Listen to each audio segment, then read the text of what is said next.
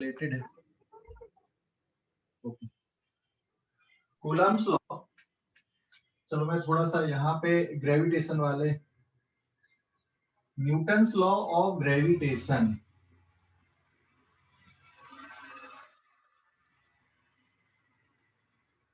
Newton's law of gravitation, दो point mass है दोनों रेस्ट पे, एक का मास m1, एक पॉइंट का मास है m2, दोनों के बीच में डिस्टेंस है r। बताओ जरा न्यूटन्स लॉ ऑफ ग्रेविटेशन क्या है कि दोनों पॉइंट मास एक दूसरे को अट्रैक्ट करते with equal and opposite force F12 and F21। इसकी वैल्यू भी F है, इसकी वैल्यू भी F है। ठीक है, इक्वल एंड अपोजिट फोर्स से एक दूसरे को अट्रैक्ट करते हैं।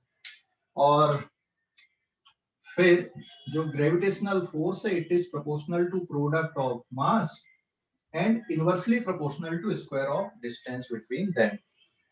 फिर यहाँ पे प्रोपोर्शनलिटी का साइन हटाओगे तो एक कांस्टेंट लगा दोगे g m1 m2 divided by r square, and capital G की value 6.67 into 10 to the power -11 in Newton metre square पर kg स्क्वायर। इसको हम बोलते हैं यूनिवर्सल ग्रेविटेशनल कांस्टेंट। यूनिवर्सल मतलब हर जगह पे एप्लीकेबल है। पानी पे भी इसकी वैल्यू वही रहेगी, एयर पे भी वही रहेगी, वैक्यूम पे भी वही रहेगी। So this is universal gravitational constant. Universal मतलब इसकी वैल्यू कहीं पर भी चेंज नहीं होती है, सभी जगह पे इसकी वैल्यू एक जैसी रहती है। ठीक है, समझ गए? सभी जगह पे इसकी वैल्यू एक जैसी रहती है, इसकी वैल्यू कहीं पर भी चेंज नहीं होती है। क्लियर हो गया बेटा? हेलो, सभी जगह पे universal gravitational constant. So this is the Newton's law of gravitation. Coulomb's law, इनने चार्ज के बारे में बताया।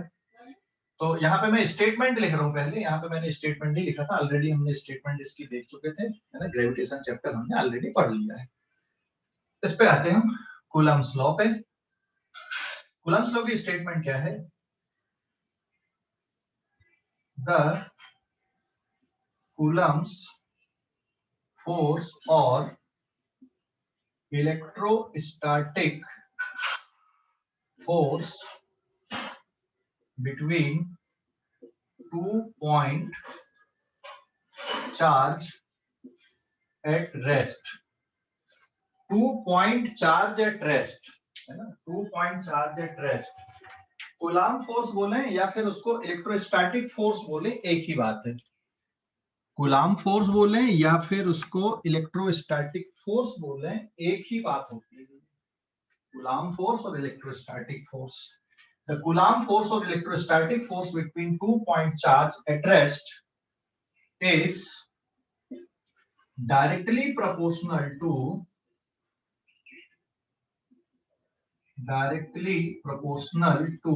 product of charge and inversely proportional to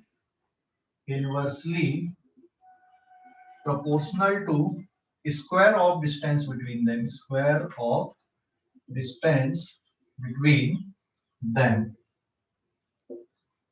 मतलब जैसे यहाँ पे जो ग्रेविटेशनल फोर्स है, product of mass and inversely proportional to square of distance between them, बिल्कुल ऐसा ही ये भी है, कूलम्ब्स लॉ भी है। ठीक है, बिल्कुल वैसे ये भी है। मैं यहाँ पे चार्ज, ये 2 पॉइंट चार्ज मैंने ले लिया, यहाँ पे ये 2 पॉइंट चार्ज है, ये लाइन ज्वाइनिंग हो गई, ये 1 पॉइंट चार्ज यहाँ पे हो गया, suppose it is Q1, 1 point charge ये हो गया, सपोज इट इज Q2, इनके बीच में डिस्टेंस हो गया R। क्योंकि चार्ज पॉजिटिव और नेगेटिव होते हैं, तो अभी मैं पॉजिटिव और नेगेटिव ना लेके मैं सिर्फ यहाँ पे 2 पॉइंट चार्ज मैंने बस लिया, इनका मैग्नीट्यूड ले लिया। तो जो फोर्स ऑफ अट्रैक्शन और रिपल्सन होगा, एक्चुअल में ग्रेविटेशनल फोर्स सिर्फ अट्रैक्टिव होता है, लेकिन इलेक्ट्रोस्टैटिक फोर्स या कूलम्ब फोर्स ये कैसा हो सकता है? इट इज अट्रैक्टिव और रिपल्सिव। मैं अभी इसकी सिमिलैरिटी देख रहा हूं या सिमिलैरिटी के लिए लिख रहा हूं। it is proportional to product of charge, equation 1, and it is also proportional to 1 upon r square, equation number 2। और प्रोपोर्शनलिटी दोनों को मिला दें तो it is product of magnitude of charge and inversely proportional to square of distance between them. So similarity देखो Newton's law of gravitation में and Coulomb's force में। यहाँ पे आप मास की बात करते हो, पॉइंट मास की बात करते हो जो रेस्ट पे है, यहाँ पे पॉइंट चार्ज की बात करते हो जो रेस्ट पे है। और फिर जब यहाँ पे प्रोपोर्शनलिटी का साइन हटाओगे तो एक कांस्टेंट लगा दोगे के के बारे में थोड़ी कहानी अलग है ना। जैसे यहाँ पे जो कांस्टेंट हमने लगाया ये फिक्स है, ये यूनिवर्सल है, दिस इज यूनिवर्सल। यूनिवर्सल मतलब इसकी वैल्यू मीडियम पे डिपेंड नहीं करेगी, ठीक है। आप इसको कैसे किसी भी प्लेस के लिए ले लो, किसी भी जगह के लिए ले लो, इसकी वैल्यू मीडियम पे डिपेंड नहीं करती। लेकिन यहाँ पे k is not the universal constant, k depends on nature of medium. तो यहाँ पे जो कांस्टेंट k हम ले रहे हैं, this constant depends on nature of medium, depends on nature of medium. ये मीडियम के नेचर पे डिपेंड करेगा, depends on nature of medium. लेकिन ये जो कांस्टेंट है ये यूनिवर्सल है। तो फार्मूलेशन सिमिलर है, लेकिन जो कांस्टेंट की हम बात कर रहे हैं, gravitational constant is universal constant, but यहाँ पे कूलम्ब्स फोर्स पे या इलेक्ट्रोस्टैटिक फोर्स पे जो कांस्टेंट लग रहा है वो यूनिवर्सल नहीं, मीडियम डिपेंडेंट कांस्टेंट है। एयर पे इसकी वैल्यू कुछ और रहेगी और किसी और मीडियम पे चले जाओगे वैल्यू कुछ और रहेगी। तो इसके बारे में थोड़ा जानना जरूरी है। और अगर ये भी यूनिवर्सल रहता तो हमारे लिए तो बहुत आसान हो जाता, हम एक पर वैल्यू लिख देते, कहानी खत्म हो जाती, ठीक है। लेकिन ये यूनिवर्सल नहीं है, मीडियम डिपेंडेंट कांस्टेंट है। यहां तक समझ में आया कि कोई डाउट है बेटा आप लोगों को? यहां तक समझ में आया कि कोई डाउट है? हेलो सर, कूलम्ब्स लॉ सिर्फ चार्ज पर ही अप्लाई होगा ना? यस, कूलम्ब्स लॉ सिर्फ चार्ज पर ही अप्लाई होगा, ठीक है। स्टेटमेंट इसकी पॉइंट चार्ज के लिए है और जो कि रेस्ट पे है, लेकिन हम एक्सटेंडेड बॉडी के लिए भी इसको अप्लाई कर देते हैं। एक्सटेंडेड बॉडी मतलब बड़ी बॉडी के लिए भी हम लिख सकते हैं, उसके लिए कुछ मेथड रहेंगी कैलकुलेशन की। हाँ बोलो सर, पर के की वैल्यू तो फिक्स है ना? नहीं, के की वैल्यू फिक्स नहीं है ना यहाँ पे, वही तो बता रहा हूँ। एयर के लिए कुछ और रहेगी के की वैल्यू। अगर सर आपने ग्रेविटेशन में उसकी वैल्यू लिखवाए थे n × 10⁻⁹। हाँ, वो ग्रेविटेशन चैप्टर पढ़ाते टाइम चार्ज के बारे में बताया था, तो वो सिर्फ एयर के लिए है बेटा, वो एयर या वैक्यूम के लिए। वही तो बता रहा हूँ मैं, यहाँ पे जो के कांस्टेंट है उसके बारे में थोड़ा डिस्कशन में जाना पड़ेगा हमको यहाँ पे, ठीक है। Yes sir. हाँ ओके, स्क्रीनशॉट ले लो इस पेज का। सर जब कैलकुलेट करेंगे तो आपने बोले ना कि ये फोर्स जो रहेगा रिपल्शन और अट्रैक्शन दोनों बताएगा।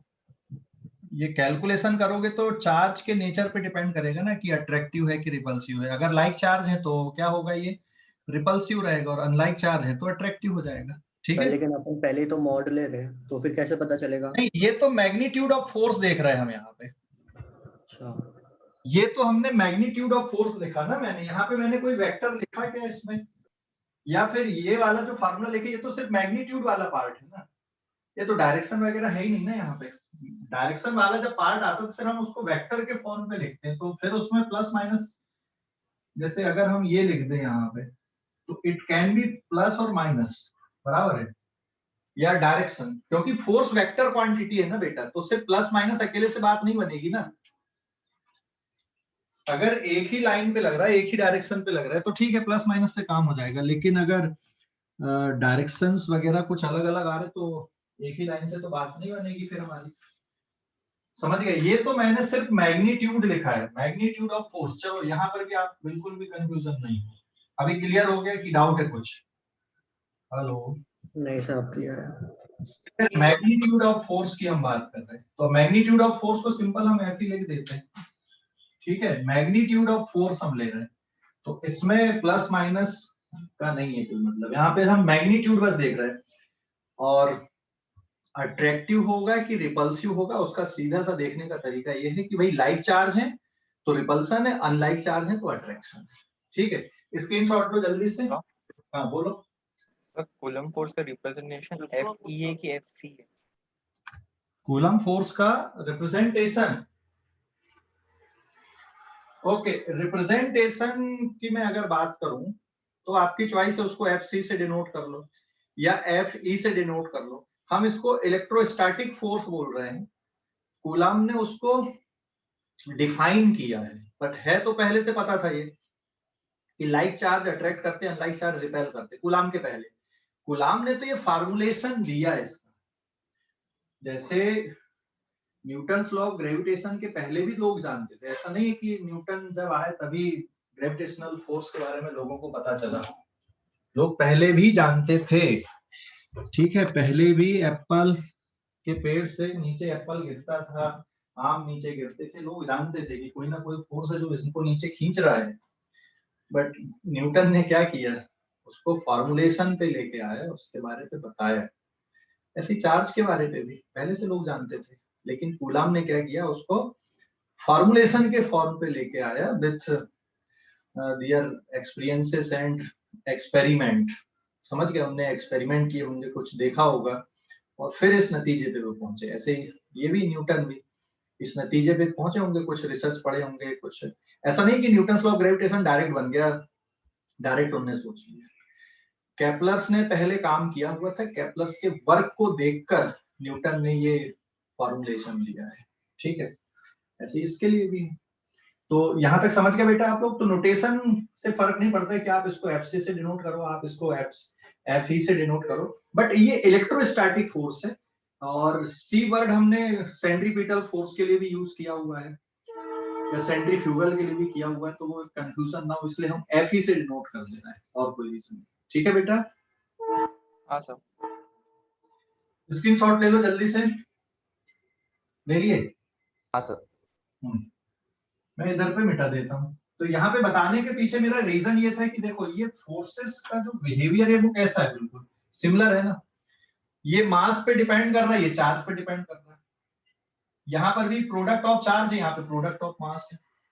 यहाँ पे inversely proportional square of distance के, ये भी inversely proportional square of distance के, मतलब दोनों इनवर्स स्क्वायर लॉ को फॉलो कर रहे हैं, दोनों प्रोडक्ट रूल को फॉलो कर रहे हैं। प्रोडक्ट ऑफ मास, ये प्रोडक्ट ऑफ चार्ज को, ये प्रोडक्ट ऑफ मास को। डिसिमिलैरिटी क्या है फिर? डिसिमिलैरिटी सर वो अट्रैक्टिव फोर्स। हाँ, ये चार्ज पे डिपेंड कर रहा है, ये मास पे डिपेंड कर रहा है। ठीक है, फिर दूसरा, ये अट्रैक्टिव और रिपल्सिव दोनों हो सकता है, ये सिर्फ अट्रैक्टिव होता है। यहाँ पे जो कांस्टेंट के है ये मीडियम डिपेंडेंट है, ये यहाँ जो कांस्टेंट है वो मीडियम इंडिपेंडेंट है, यूनिवर्सल। तो ये बहुत बड़ा डिफरेंस हो गया यहाँ पे। ये बहुत स्ट्रॉन्ग फोर्स है, ये वीक फोर्स है, और डिफरेंस आ गया ऐसा। तो अगर आपको एग्जाम में लिखने के लिए आए, write two similarity and two dissimilarity between Coulomb force and gravitational force, तो लिख सकते हो नहीं लिख सकते हो? Hello hello, yes sir. लिख सकते हो ना, फिर डायग्राम बना के और ये स्टेटमेंट लिख के इस तरह से लिख सकते हो ना। मान लो 2 मार्क के लिए, तो फिर आपको बहुत ज्यादा पंचायत करने की जरूरत नहीं पड़ेगी, फार्मूला लिख दो और फिर डिफाइन कर दो, बस हो गया। क्लियर हो गया कि नहीं? अगर 3 मार्क का क्वेश्चन है तो थोड़ा ज्यादा लिखना पड़ेगा, 1 मार्क का क्वेश्चन है तो दो डिफरेंस लिख देना पड़ेगा, बस फार्मूलेशन से भी आपका काम चल जाएगा। ठीक है, बट कॉम्पिटिशन में इस तरह से क्वेश्चन नहीं आती कि write two dissimilarity and two similarity, ये स्कूल एग्जाम में आता है।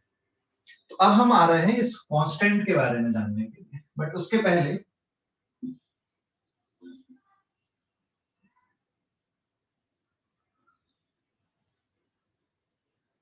नाउ पेज नंबर 2 ध्यान देना। ये हम मैग्नीट्यूड बस देख रहे थे यहाँ पे, ये लाइन ज्वाइनिंग है। मैं 3-4 देखो, ये लाइन ज्वाइनिंग है, ये भी प्लस चार्ज है, ये भी प्लस चार्ज है, ये Q1 है, ये Q2 है, ये प्लस है, ये माइनस है, ये भी माइनस है, ये भी माइनस है, ये माइनस है, ये प्लस है। ठीक है, इसमें क्या होगा? अट्रैक्शन और रिपल्सन क्या आएगा? ये लाइन, हाँ, लाइन ज्वाइनिंग। फोर्स का जो डायरेक्शन आएगा वो हमेशा लाइन ज्वाइनिंग पे आएगा। देख Q2 इधर रिपल होगा, मतलब Q2 पे Q1 फोर्स किधर लगाएगा, Q2 पे Q1 फोर्स इधर लगाएगा, भाई दूर जा तू मेरे से।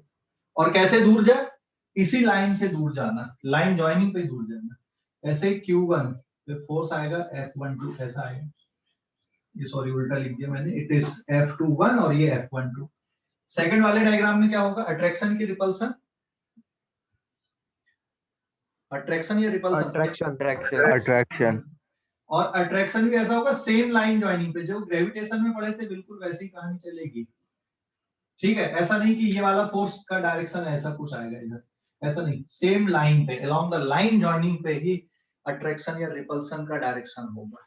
ठीक है ना, along the same line joining attraction और रिपल्सन, सेम लाइन ज्वाइनिंग पे आएगा बेटा अट्रैक्शन या रिपल्सन। फिर यहां पे क्या होगा भाई, थर्ड वाले पे अट्रैक्शन या रिपल्सन, रिपल्शन।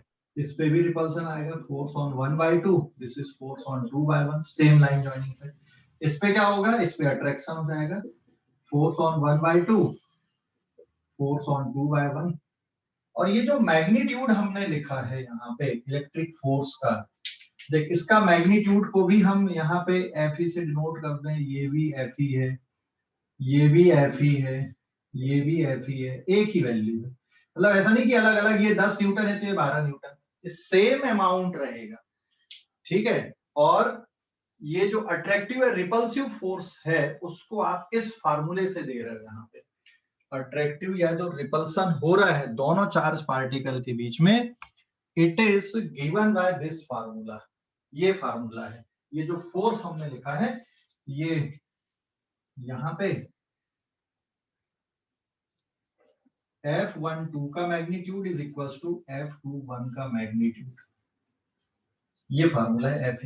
मतलब आप ये फोर्स ले लो या ये ले लो, ये ले लो, ये ले लो, कोई भी ले लो, उसका फार्मूला ये है, magnitude of these two attractive या रिपल्सिव फोर्स। अगर आपने इस पे निकाल लिया तो इस पे पता चल गया, इस पे निकाल लिया तो इस पे पता चल गया, क्योंकि फोर्स की वैल्यू कैसी रहेगी दोनों पे, इक्वल एंड अपोजिट रहेगी, है ना, equal and opposite. Newton's law of gravitation में भी हमने इसी तरह से पढ़ा था, वहां पे मास के लिए पढ़ा है, यहाँ पे हम किसके लिए पढ़ रहे हैं, इसको चार्ज के लिए पढ़ रहे हैं। बात समझ गए बेटा, हेलो, बात समझ गए कि नहीं? सर हाँ बोलो। हाँ। सर जैसे आपने बोले यहाँ पे Q1 और Q2 इक्वल रहेंगे। Q1 और Q2 इक्वल नहीं रहेंगे, मैंने ये नहीं बोला, वो इक्वल हो भी सकते नहीं भी हो सकते, फोर्स की वैल्यू इक्वल एंड अपोजिट आएगी। फोर्स की वैल्यू मतलब अगर इस पे लेट ये वैल्यू 10 न्यूटन की है तो ये वाली वैल्यू भी कितनी आएगी, 10 न्यूटन की रहेगी। ऐसा नहीं कि ये 10 है और ये 100 न्यूटन हो जाएगा, ये गलत है। अगर ये 10 न्यूटन से इधर रिपल्सन फील कर रहा है तो ये वाला भी 10 न्यूटन से इस साइड पे रिपल्सन फील करेगा। समझ गए? सर तो वो जो कॉलम वाला फॉर्मूला है उसमें Q1 और Q2 क्या है? चार्ज के मैग्नीट्यूड, चार्ज की वैल्यू है ये यहाँ पे, भाई कितना आएगा, ये जो मैंने 10 न्यूटन लिख दिया मैंने मान लिया यहाँ पे बस, लेकिन इसको कैलकुलेट कैसे करोगे, ये फार्मूले से कैलकुलेट करो, ये लिखा है के Q1 Q2 divided by R square से। समझ गया? तो सर जैसे कि यहाँ पे दोनों 10 न्यूटन के हैं, हाँ, तो वो 10 का स्क्वायर। न्यूटन के नहीं है, चार्ज नहीं है, ये फोर्स लिखा हूं मैंने कि अगर इस पे 10 न्यूटन का रिपल्सन इधर हो रहा है तो इस पे भी 10 न्यूटन से उधर ही इस डायरेक्शन पे रिपल्सन आएगा। मैंने चार्ज नहीं लिखा हूं बेटा अभी। हेलो, ओके सर समझ गया। अभी समझ गया? Yes sir. हाँ, अभी हम इसमें न्यूमेरिकल करेंगे ना तो मैं पूरी वैल्यू पुट करके बताऊंगा ना अभी, ठीक है? Yes sir. ओके, स्क्रीनशॉट लो पहले इस पेज में, आगे बढ़ते हैं।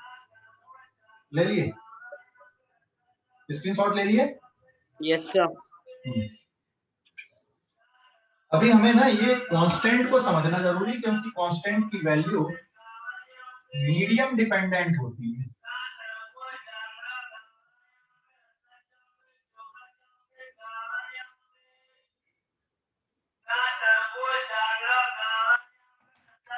पेज नंबर 3,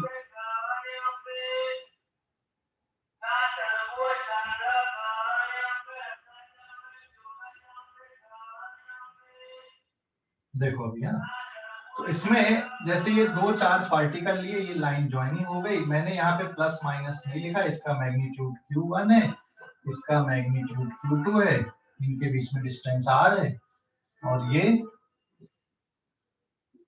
लाइन ज्वाइनिंग है।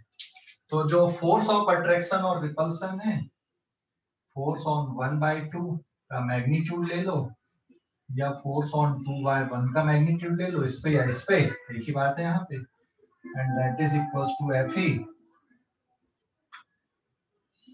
मैंने इसको Fe अकेला लिख दिया। तो फार्मूला क्या आ गया बेटा तुम्हारे पास में, Fe is equals to K Q1 Q2 का मॉड डिवाइडेड बाय R²। ठीक है, अब इस कांस्टेंट K के बारे में हम समझ लेते हैं। Constant K medium dependent constant होता है। जो कांस्टेंट K हमने लिखा, ये मीडियम डिपेंडेंट कांस्टेंट है, ध्यान रखना। K के बारे में थोड़ा सा और हम जान लेते हैं यहाँ पे। नाउ दिस K एयर या फिर वैक्यूम में इसकी वैल्यू क्या होती है, और किसी और मीडियम में क्या होती है। ठीक है, देखना जी, K की वैल्यू एयर पे या वैक्यूम पे होती है 1/4 पाई एप्सिलॉन नॉट। K की वैल्यू एयर पे या वैक्यूम में ये रहती है 1/4 पाई एप्सिलॉन नॉट। 4 पाई तो कांस्टेंट है, और ये 4 पाई का लॉजिक हम लोग इलेक्ट्रोमैग्नेटिक वेव जब पढ़ेंगे तब आएगा निकल के, अभी नहीं। अभी उन्होंने ये कांस्टेंट लिया है, ऐसा नहीं कि फर्जी में ले लिए कांस्टेंट, तो कुछ सोच समझ के लिया गया है ये, है ना, 4 पाई का जो प्रोडक्ट है। And what is that, epsilon not is permittivity of free space और वैक्यूम और एयर। इसकी वैल्यू होती है 8.85 into 10⁻⁻12 and it is in coulomb square per newton metre square. और ये जो कांस्टेंट K है, ये है 9 इंटू 10⁹ न्यूटन मीटर स्क्वायर पर कूलम स्क्वायर। ये एयर के लिए इसकी वैल्यू है। ठीक है, एयर के लिए value 9 into 10⁹ Newton metre square पर कूलम स्क्वायर है। यहाँ पे एप्सिलॉन नॉट क्या है, परमिटिविटी ऑफ फ्री स्पेस। अब ये परमिटिविटी क्या टर्म है भाई, परमिटिविटी मतलब कि चार्ज पार्टिकल के बीच में जो इंटरेक्शन हो रही है उसके लिए एयर या वैक्यूम कैसा रिस्पॉन्ड करता है, ये परमिटिविटी है। अभी इसके बारे में ज्यादा नहीं सोचो आप, बस आप इसको एक कांस्टेंट के हिसाब से समझ लो। थोड़ा और आगे बढ़ेंगे तो फिर इसके बारे में समझोगे कि हाँ, ये रिस्पॉन्स का मतलब कैसा है जब हम डाइलेक्ट्रिक प्रॉपर्टीज ऑफ मटेरियल पढ़ेंगे। तो अभी आप बस इसको एक कांस्टेंट के हिसाब से समझ लो कि भाई एयर है तो एयर के लिए आपको इतना मानना है। ठीक है, जैसे रिफ्रैक्टिव इंडेक्स मैं यहाँ पे रिलेट कर दूं। रिफ्रैक्टिव इंडेक्स समझते हो ना, 10th क्लास में पढ़े ना आप लोगों ने रिफ्रैक्टिव इंडेक्स। हेलो, यस जैसे एयर का रिफ्रैक्टिव इंडेक्स कितना होता है, 1 होता है। मतलब एयर पे लाइट कैसे चलती है ना, या एयर के लिए लाइट के लिए जो डेंसिटी वाला टर्म है वो 1। तो आप इसको भी वैसे ही समझो, अभी ज्यादा इसके अंदर नहीं जाना। तो एक कांस्टेंट है एयर के लिए। दूसरा, मीडियम के लिए K की जो वैल्यू होती है, इसका फार्मूला आएगा 1/4 पाई एप्सिलॉन। यहाँ पे 1/4 पाई एप्सिलॉन नॉट हमने लिखा है, और यहाँ पे क्या लिखा है 1/4 पाई एप्सिलॉन। मतलब फार्मूले में कोई चेंज नहीं, K कांस्टेंट के जो वैल्यू हम लिख रहे हैं उसमें कोई चेंज नहीं है। जैसे यहाँ पे परमिटिविटी ऑफ फ्री स्पेस था, यहाँ पे एप्सिलॉन का मतलब है परमिटिविटी ऑफ मीडियम। ये मीडियम की परमिटिविटी है, और एप्सिलॉन नॉट लिख दिया तो ये फ्री स्पेस या वैक्यूम या एयर की परमिटिविटी होती है। ठीक है, फिर इसको ये होता किसके बराबर भाई, this epsilon is actually epsilon naught into epsilon r लिख देते हैं, या epsilon naught into capital K लिख देते हैं। अब ये कैपिटल K क्या है, इसको बोला जाता है dielectric constant of medium epsilon R, इसको रिलेटिव परमिटिविटी भी बोला जाता है, परमिटिविटी एक ही बात होती है, डाइलेक्ट्रिक कांस्टेंट बोलो या रिलेटिव परमिटिविटी बोलो एक ही बात होती है। ये permittivity of medium divided by permittivity of free space और वैक्यूम का रेशियो होता है। और हम अगर डाइलेक्ट्रिक कांस्टेंट की बात करें एयर के लिए, एयर का जो डाइलेक्ट्रिक कांस्टेंट होता है ये 1 होता है। तो ये मैं जगह कम पड़ रही थी, मैं यहाँ पे लिख दूं dielectric constant of air, air के लिए डाइलेक्ट्रिक कांस्टेंट की वैल्यू 1 होती है। थोड़ा अलग से लिखना पड़ेगा यहाँ पे। ओके, यहाँ तक समझ गए बेटा आप लोग? कोई डाउट किसी को? तो जो कांस्टेंट हम बात कर रहे हैं फार्मूले में कोई चेंज नहीं, इसको आप ऐसा लिख रहे हैं तो आप इस फार्मूले को यहाँ पे ऐसा भी लिख सकते हैं 1/4 pi epsilon naught into capital के लिख दो, या फिर ए की जगह पे एप्सिलॉन आर लिख दो, एक ही बात होती है। तो ये और ये बिल्कुल सिमिलर हो गए, क्योंकि आपको 1/4 पाई एप्सिलॉन नॉट की वैल्यू पता है, ठीक है। और ये कितनी होती, 9 × 10⁹ न्यूटन मीटर स्क्वायर पर कूलम स्क्वायर होती। तो यहाँ पर भी मीडियम के लिए भी कांस्टेंट की वैल्यू वही आएगी, लेकिन आपको एक एडिशनल टर्म से डिवाइड करना पड़ेगा, और वो क्या है यहाँ पे dielectric constant of medium. Screenshot लो थोड़ा सा, और इसके बारे में हम आगे बढ़ रहे हैं। स्क्रीनशॉट लो इस पेज का, ले लिए?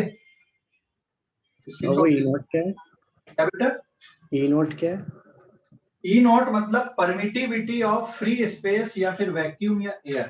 मतलब जो एयर मीडियम है या वैक्यूम है या जिसको हम फ्री स्पेस बोल रहे हैं, वो चार्ज पार्टिकल में जो इंटरेक्शन होती है उसके लिए कैसा रिस्पॉन्ड करता, उसके लिए उसका बिहेवियर कैसा, ऐसा समझ ले, ठीक है। सर हाँ बोलो। सर मीडियम वाला फिर से बताओ। ये वाला टर्म इधर का ना? Yes sir. ये समझ गया? Yes sir. ये तो हो गया फिक्स। मीडियम वाले को मैं दोबारा और बता रहा हूँ, देख मीडियम में के की वैल्यू फार्मूला बिल्कुल वैसे ही चलेगा। यहाँ पे भी जैसे 1/4 पाई एप्सिलॉन नॉट लिख रहा है, यहाँ पर भी लिख रहा है 1/4 पाई एप्सिलॉन।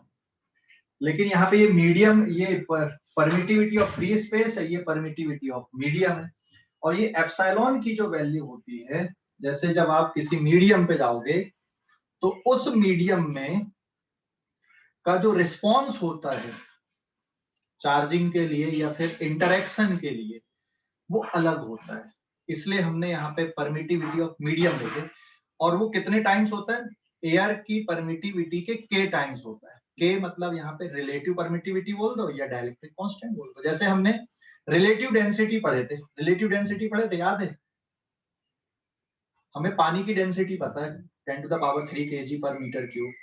अगर मुझे मरकरी की डेंसिटी बोलना है तो हम क्या बोल देते हैं कि मरकरी की रिलेटिव डेंसिटी 13.6 है, मतलब पानी के रिस्पेक्ट में 13.6 टाइम्स ज्यादा डेंस है। तो ऐसे ये डाइलेक्ट्रिक कांस्टेंट या रिलेटिव परमिटिविटी है। तो जब हम किसी मीडियम की बात करते हैं तो वो एयर या वैक्यूम से कंपेयर कर दिया जाता है बस, कि कितने टाइम्स कम या कितने टाइम्स ज्यादा उसकी परमिटिविटी है। बात समझ गए? हेलो, अरे समझ गए कि नहीं?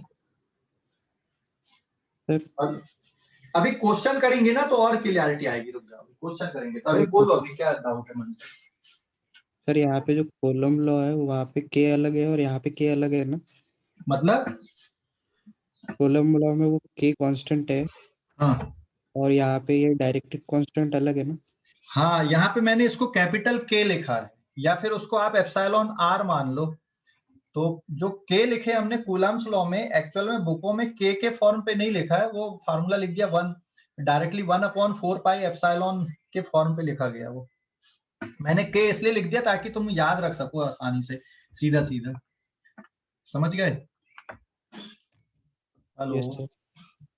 सर आप हाँ बोलो बेटा। सर दूसरा नोटेशन दे दो ना, कंफ्यूज होता कभी कभी।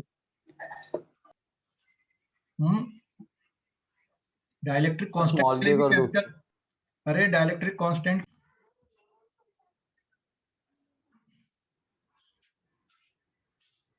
मैं इसको मिटा देता हूं यहाँ पे।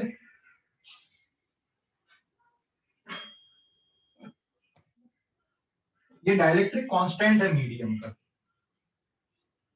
एप्सिलॉन आर और कैपिटल के। देखो और एयर के लिए, एयर या वैक्यूम के लिए डाइलेक्ट्रिक कांस्टेंट या एप्सिलॉन आर की वैल्यू कितनी होती है? 1 होती है। दूसरा, फॉर ऑल अदर मीडियम, बाकी सभी मीडियम के लिए डाइलेक्ट्रिक कांस्टेंट या रिलेटिव परमिटिविटी ग्रेटर देन 1 होती। जैसे अगर हम डाइलेक्ट्रिक कांस्टेंट फॉर वाटर देखें तो ये लगभग 90 के आसपास होता है पानी के लिए। आपको याद नहीं रखना है, डाइलेक्ट्रिक कांस्टेंट मीडियम पे डिपेंड करता है, medium dependent quantity. Relative permittivity medium dependent quantity. Air या वैक्यूम के लिए इसकी वैल्यू 1 होती है और बाकी सभी मीडियम के लिए इसकी वैल्यू कितनी होती है? 1 से ज्यादा होती है। समझ गए? हेलो सर डाइलेक्ट्रिक और इलेक्ट्रिक दोनों सेम रहता ना? डाइलेक्ट्रिक और अपना रिलेटिव परमिटिविटी। हाँ, रिलेटिव परमिटिविटी बोलो या डाइलेक्ट्रिक कांस्टेंट बोलो, एक ही बात है। समझ गए? Okay sir. ओके, एक ही बात होती है। और एयर के लिए कितना होता है डाइलेक्ट्रिक कांस्टेंट या एयर की रिलेटिव परमिटिविटी? जैसे हम बोलते हैं एयर का रिफ्रैक्टिव इंडेक्स कितना? 1। भाई एयर को एयर के साथ ही कंपेयर कर रहे हैं। या रिलेटिव डेंसिटी ऑफ वाटर कितना बोलोगे? What is relative density of water? अरे बोलो 1। वाटर की डेंसिटी को वाटर के साथ ही कंपेयर कर रहे हो ना, what is relative density of water?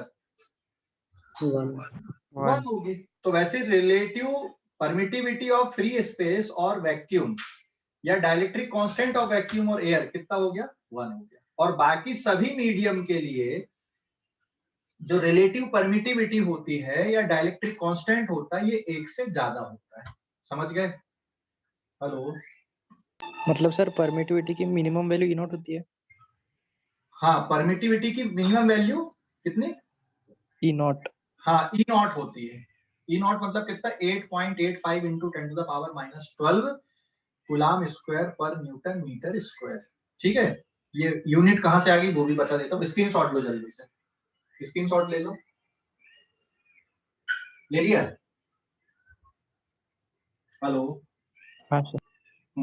ये यूनिट कैसे लिख दिया मैंने, है ना, यहाँ पे कांस्टेंट की यूनिट और ये परमिटिविटी की यूनिट। इसको अगर आपको देखना है तो ये ऐसे समझ लो आप लोग। अगले पेज पे आते हैं।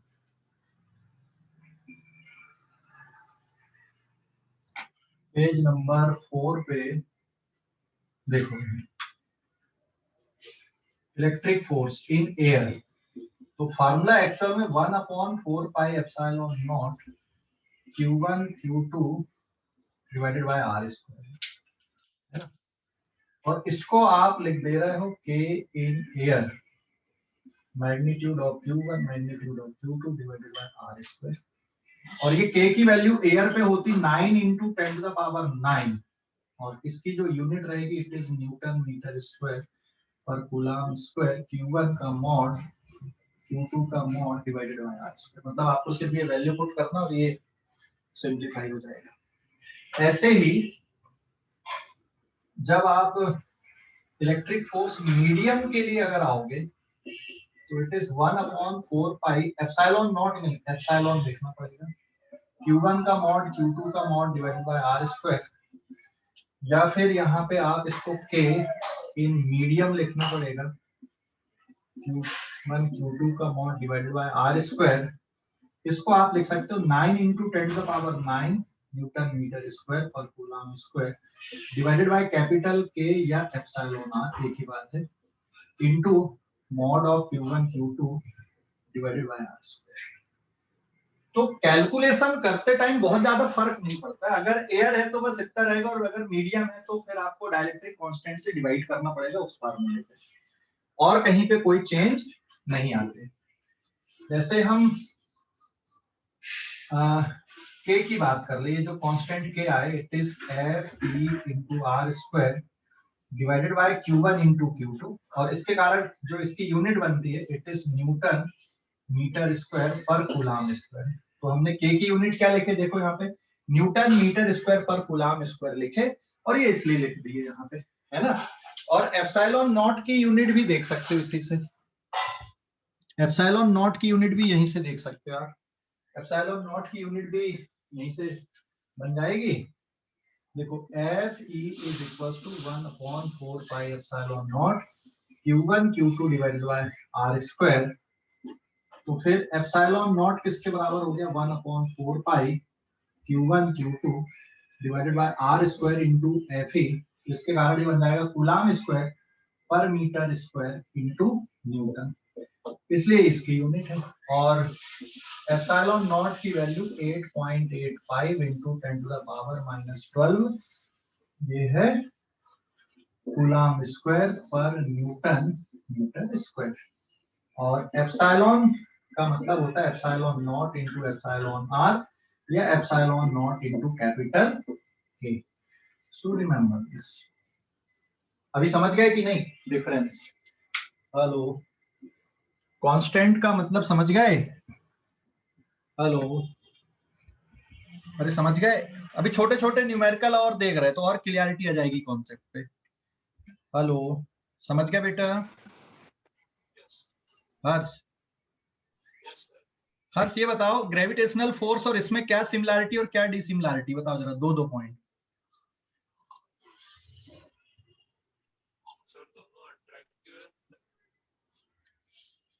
नहीं ना, ग्रेविटेशनल सिर्फ अट्रैक्टिव होता है और ये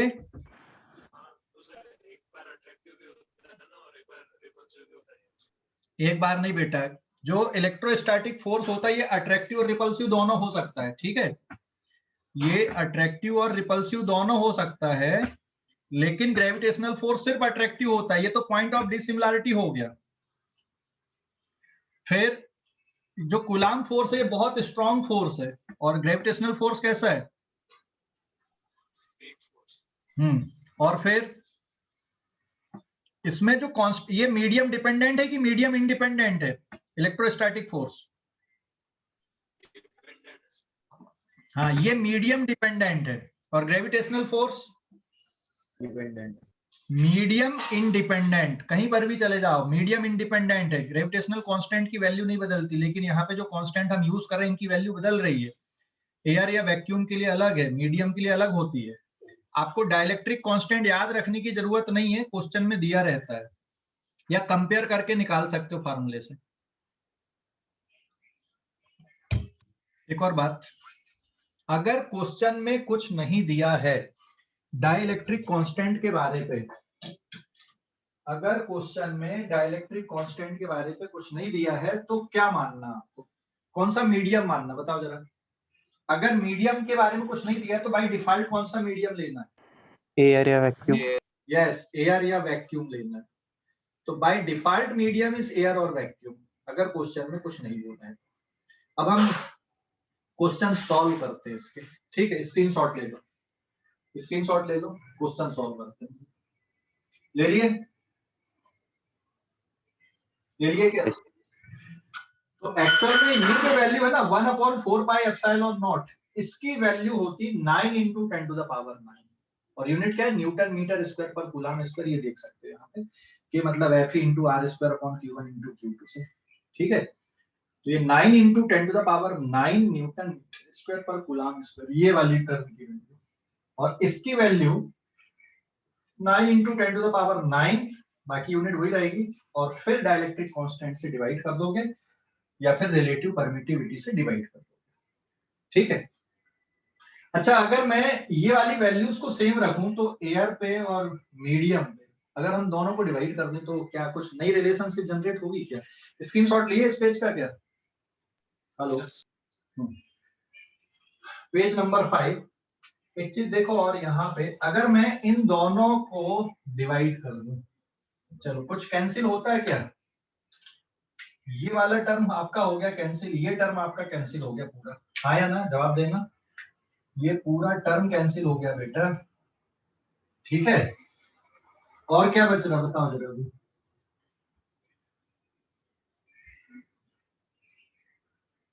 4 पाई से 4 पाई भी कैंसिल हो गया, कितना बच रहा है? Epsilon divided by epsilon naught, और ये वैल्यू किसकी equal? Epsilon naught into epsilon R upon epsilon naught, ये भी कट गया, मतलब एप्सिलॉन आर बचा या फिर कैपिटल के लिख दो आप, एक ही बात है। ठीक है, तो एक रिलेशनशिप ये आ गई, that is force, electric force in a medium is electric force in air divided bye के या फिर एप्सिलॉन आर, एक ही बात है। तो मीडियम पे जाने पे अगर हम चार्ज को वही रहने दें, डिस्टेंस वही रहने दें, तो मीडियम पे जाने पे इलेक्ट्रिक फोर्स डिक्रीज होता है कि इंक्रीज होता है? मीडियम पे जाने पे इलेक्ट्रिक फोर्स डिक्रीज होता है कि इंक्रीज होता है? के की वैल्यू क्या होती है हमेशा? K is always greater than equals to 1, और के की वैल्यू एयर के लिए होती है 1, के की वैल्यू मेटल्स के लिए होती है इंफिनिटी, कंडक्टर्स, मेटल वर्ड मतलब कंडक्टर के लिए के की वैल्यू मेटल्स के लिए इंफिनिटी होती है और एयर के लिए 1 होती है, ध्यान रखना। तो मीडियम पे जाने पे इलेक्ट्रिक फोर्स पे क्या इफेक्ट पड़ता है? अगर चार्ज वही रहने दें, डिस्टेंस वही रहने दें, तो इलेक्ट्रिक फोर्स डिक्रीज होता है कि इंक्रीज होता है? इलेक्ट्रिक फोर्स डिक्रीज होता है कि इंक्रीज होता है, बताओ? डिक्रीज। यस, डिक्रीज होता है। कितने टाइम्स डिक्रीज होता है? 1/k टाइम्स डिक्रीज हो जाता है। समझ गए? हेलो, अरे समझ गए कि नहीं? मैंने ये बोला बेटा कि मीडियम पे जाने पे इलेक्ट्रिक फोर्स पे क्या इफेक्ट पड़ता है? ये डिक्रीज होता है एयर के कंपैरिजन में कि इंक्रीज होता है एयर के कंपैरिजन में? हाँ, yes, it is decreases, air के कंपैरिजन में ये डिक्रीज कर जाता है। ठीक है, स्क्रीनशॉट लो इस पेज का। सर क्यों डिक्रीज हो रहा? क्योंकि ये डिवाइड हो गया ना डाइलेक्ट्रिक कांस्टेंट वाला टर्म, और डाइलेक्ट्रिक कांस्टेंट की वैल्यू 1 से ज्यादा ही होती है। एयर के लिए 1 है, अगर हम एयर, यहाँ पर भी मीडियम एयर है, ये भी एयर है, तो बराबर ही हो गया, क्या फर्क पड़ रहा है? लेकिन अगर कोई और मीडियम है, पानी के अंदर चार्ज को डुबो दो, डिस्टेंस वही रहने दो, तो फोर्स की वैल्यू क्या होगी? पानी के अंदर इलेक्ट्रिक फोर्स की वैल्यू रिड्यूस हो जाएगी। ग्रेविटेशनल फोर्स पे अफेक्ट नहीं पड़ता, इस पे अफेक्ट पड़ जाता है। ठीक है, क्लियर? हेलो, ये समझ गए?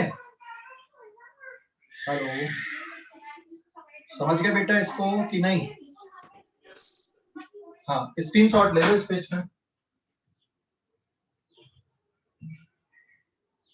ले लिए? ले लिए क्या? तो ये डाइलेक्ट्रिक कांस्टेंट को ऐसा भी लिख सकते हो ना आप, डाइलेक्ट्रिक कांस्टेंट के या फिर एप्सिलॉन आर की जो वैल्यू है ये किसकी इक्वल हो गई? Electric force in air divided by electric force in medium, ऐसा भी तो लिख सकते हो आप डाइलेक्ट्रिक कांस्टेंट को या रिलेटिव परमिटिविटी। ठीक है, लिख सकते हो कि नहीं? डाइलेक्ट्रिक कांस्टेंट या relative permittivity can be written as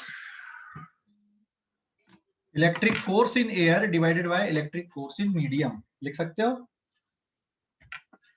hello, लिख सकते हो कि नहीं? Yes sir.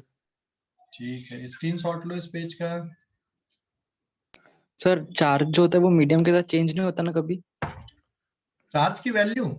हाँ, जैसे जैसे जैसे मास हो गया, मास जैसे मून पे अलग होता है, अर्थ पे अलग होता है, तो वैसे चार्ज कभी नहीं मास होता। नहीं रे भाई, वेट होता है वो ऋषभ, वेट होता, वेट बदलता, मास नहीं बदलता।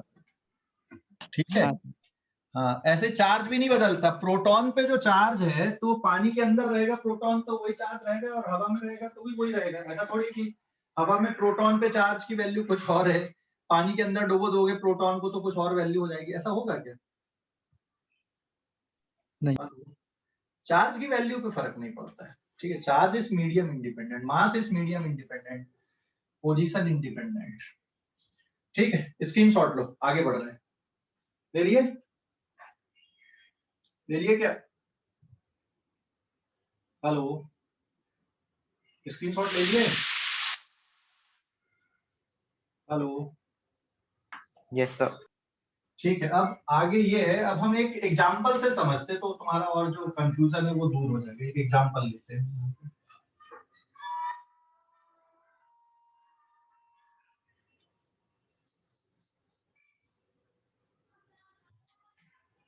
Page number 6। देखो एग्जांपल ये ले रहा हूं मैं यहाँ पे यार, इसको समझने के लिए, कॉन्सेप्ट को समझने के लिए। If 2 point charge Q1 is 10 microcoulomb and Q2 is minus 8 microcoulomb are placed at 2 meter apart, 2 meter distance पे रखे हमने इनको, 2 meter apart at rest, then find the force between them if they are placed first in air and दूसरा in medium of dielectric constant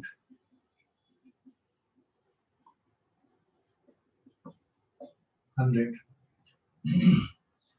question समझ गए कि नहीं? Question पढ़ लो जरा, फिर बताओ क्वेश्चन समझ गए कि नहीं।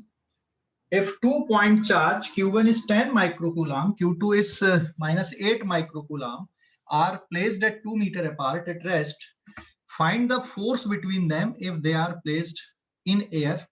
एक बार एयर पे कैलकुलेशन करना आपको, और फिर दूसरी बार आपको कैलकुलेशन करना है कहाँ पे, एक ऐसे मीडियम में कैलकुलेशन करना है जहां पे डाइलेक्ट्रिक कांस्टेंट कितना है, 100 है। समझ गया बेटा? हेलो, समझ गए कि नहीं? Yes sir. कैलकुलेशन कैसे करोगे भाई? सबसे पहले तो डायग्राम बना लो, डायग्राम बना लो पहले तो। देखो सॉल्यूशन, पहले हम फर्स्ट पार्ट कर लेते हैं, इन एयर।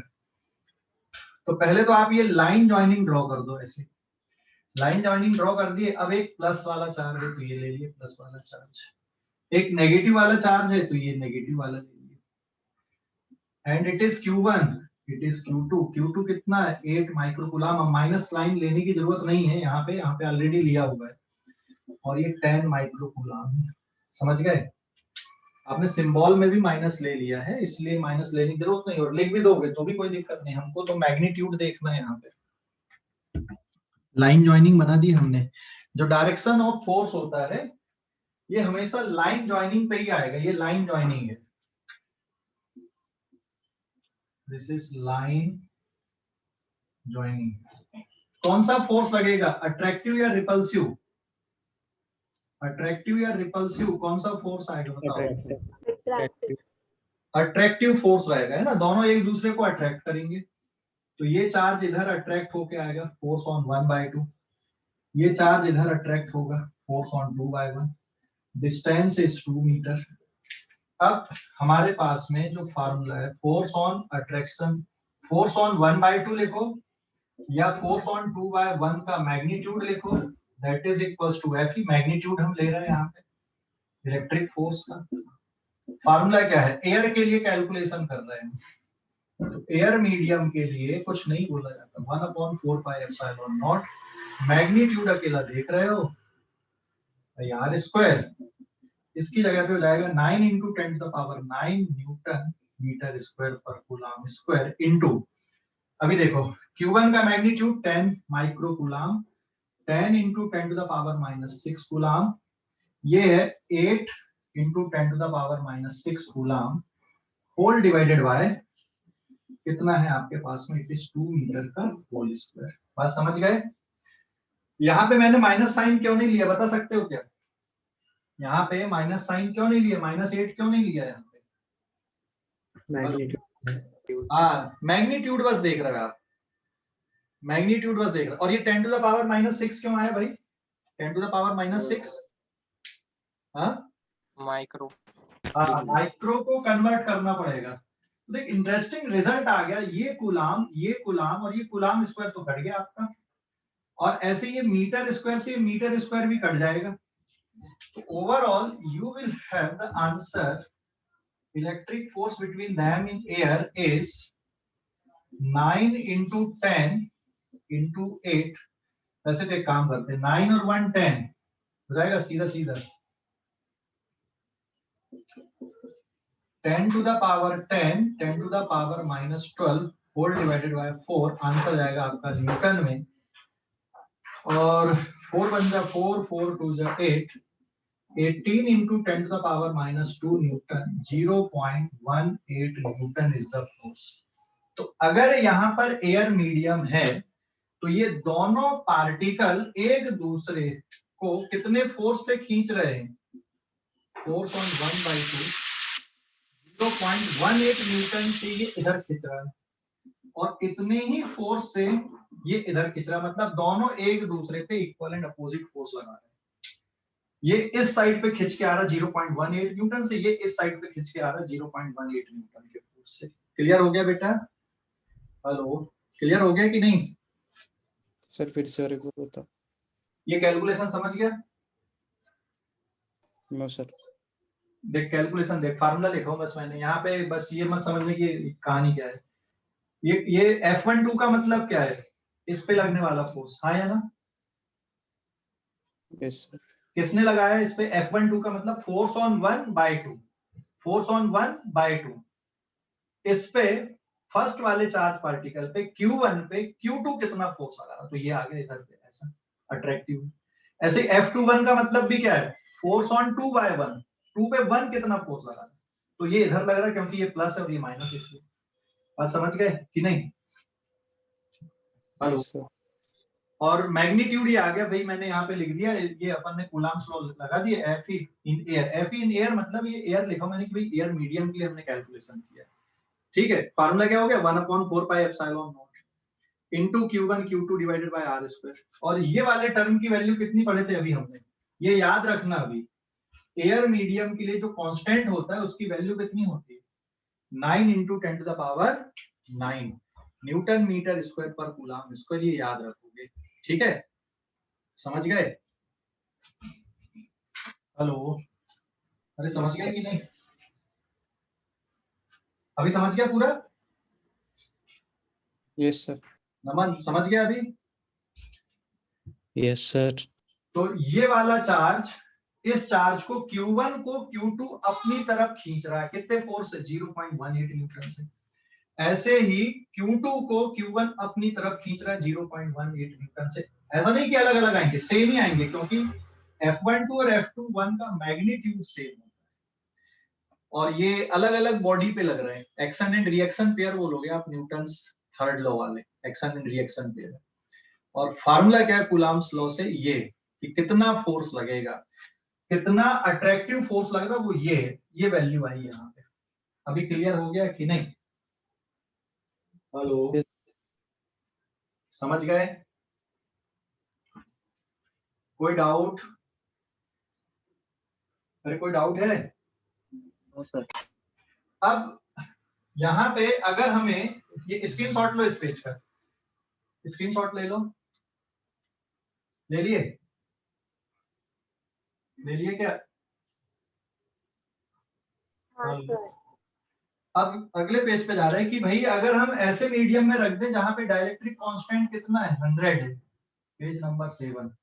तो एयर के बाद में अब हमारा जो सेकंड पार्ट आएगा इन मीडियम, मीडियम पे रख देते भाई। अब यहाँ पे क्या इतना ही फोर्स रहेगा कि बदल जाएगा? अब फोर्स बदल जाएगा। हाँ, कहाँ पे चेंज करना पड़ेगा? अब ये हो गया तुम्हारा मीडियम, यहाँ पे एप्सिलॉन, सब कुछ वैसे ही चलेगा।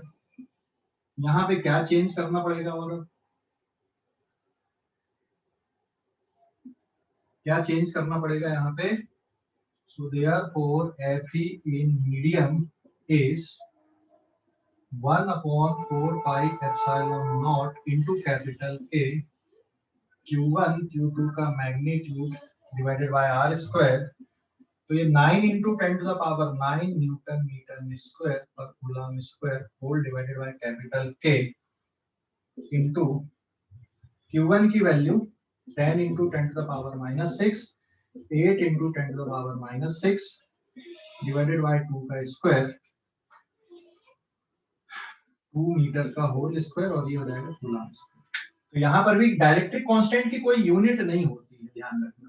कूलम्ब स्क्वायर मीटर स्क्वायर ये कट गया, तो अब आपके पास में ये आ जाएगा 9 इंटू 10 टू द पावर 9, या सीधा सीधा लिख दूं मैं 9 into 8 into 10 to the power -2 बचेगा सॉल्व करने पे, whole divided by capital K into 4, 18 divided by capital K into 10 to the power -2, 0.18 newton divided by capital K. पहले भी वैल्यू पुट कर सकते थे, मैं बाद में कर रहा हूँ। ये आपको इतनी लंबी चौड़ी कहानी करने की जरूरत नहीं थी, आप सीधे सीधे भी कर सकती थी, मैं तो सॉल्व करके बता रहा हूँ बस, है ना, आपको अपना टाइम बचाना कॉम्पिटिशन के लिए। तो 0.18 डिवाइडेड बाय 100, तो देखो ये वैल्यू कितनी ज्यादा कम हो गई, 100 टाइम्स कम हो गया फोर्स।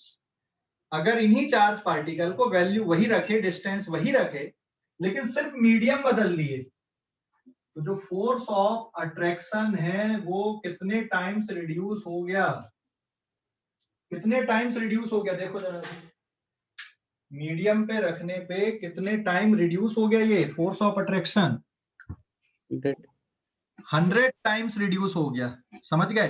क्या ग्रेविटेशनल फोर्स पे फर्क पड़ता है क्या?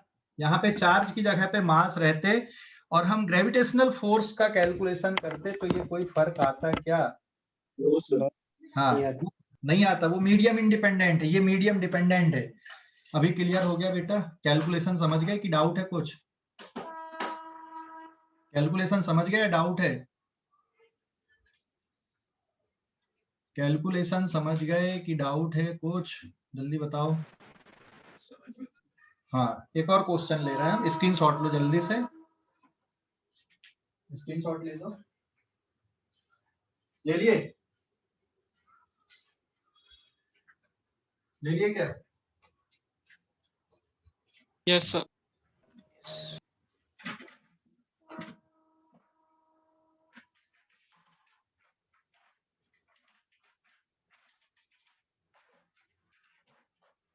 पेज नंबर 8, एक सीधा सीधा क्वेश्चन ये ले रहा हूं मैं यहाँ पे, डायरेक्ट वैल्यू। ये एक चार्ज है प्लस Q1 10 माइक्रोकूलाम का, ये दूसरा चार्ज है Q2 5 माइक्रोकूलाम का, एंड डिस्टेंस इज 5 मीटर। अभी ये बताओ, इसमें अट्रैक्टिव फोर्स लगेगा कि रिपल्सिव लगेगा? रिपल्सिव है ना, ये इसको इधर रिपेल करेगा इसी लाइन पे F12, ये इसको इधर करेगा इसी लाइन पे F21। यहाँ पे कोई मीडियम नहीं लिखा, तो बाय डिफॉल्ट कौन सा मीडियम मानोगे? यहाँ पे कोई मीडियम नहीं लिखा, तो बाय डिफॉल्ट कौन सा मीडियम लोगे? हाँ, एयर। यस। तो ये वैल्यू कितनी है? फोर्स ऑन 1/2 का मैग्नीट्यूड ले लो, या फोर्स ऑन 2/1 का मैग्नीट्यूड ले लो, जिसको आप इलेक्ट्रिक फोर्स ले रहे हो। फार्मूला हो जाएगा 1/4 pi epsilon naught Q1 into Q2 divided bye R²। ये अंडरस्टूड है कि ये मैग्नीट्यूड लेना चाहिए, तो ये हो जाएगा 9 इंटू 10 टू द पावर 9, सारे डेटा SI सिस्टम पे चल रहे हैं, 10 into 10 to the power -6, 5 into 10 to the power -6 whole divided by 25, 5 का स्क्वायर मतलब 25। समझ गए कि नहीं? कितना आ गया ये कैलकुलेशन करने पे? कितना आ गया? एयर मीडियम पे ये जो फोर्स आ रहा है, यहाँ पे बचेगा 1 5 से 1 5 कट जाएगा और 5 बन जाएगा 5 5 to the 10, it is 18 into 10 to the power -3 newton, 0.18 newton का क्या लग रहा है? अट्रैक्ट रिपल्सिव फोर्स लग रहा है। बराबर है, दोनों एक दूसरे को इक्वल एंड अपोजिट फोर्स से रिपेल कर रहा है। क्लियर हो गया बेटा? समझ गए कैलकुलेशन की डाउट है कुछ? हेलो, अरे कोई डाउट है कि समझ गए? समझ गए सर। हाँ, फील्ड फोर्स है। फील्ड फोर्स मतलब समझते, दूर से ही भगाने लगते, जैसे मैग्नेट, दो मैग्नेट को पास में लाओ, एक नॉर्थ पोल और एक साउथ पोल, क्या फील करते हो तुम? दूर से वो एक दूसरे को क्या करती? रिपेल करती ना, फील्ड फोर्स होती है। फिर अगर हम इसी को मीडियम में प्लेस कर दे, if between them,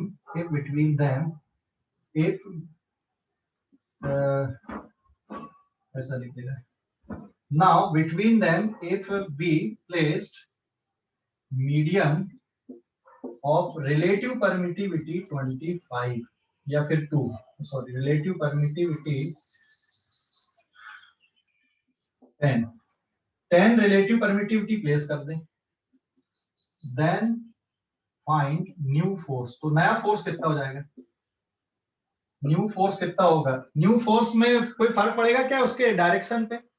क्या रिपल्सिव है तो अट्रैक्टिव हो जाएगा डाइलेक्ट्रिक कांस्टेंट भरने से? हेलो, डाइलेक्ट्रिक कांस्टेंट भरने से नहीं, उसका नेचर नहीं बदलेगा, मैग्नीट्यूड बदलेगा.